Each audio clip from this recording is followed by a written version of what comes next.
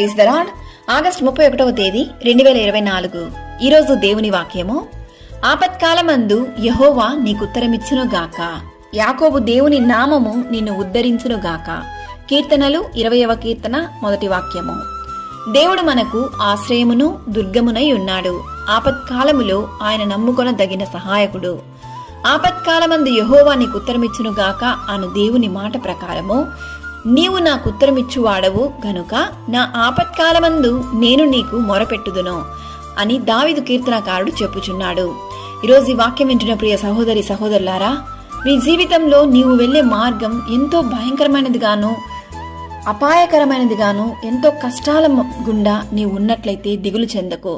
ఆపత్కాలమున నీవు నన్ను గూర్చి మొరపెట్టుము, నేను నిన్ను విడిపించెదను, నీవు నన్ను మహిమపరచెదవు అను దేవుని వాక్యం ఈ దినాన నిన్ను బలపరుస్తుంది. ఈరోజు నీవు ఏ పరిస్థితిలో ఉన్నా దేవునికి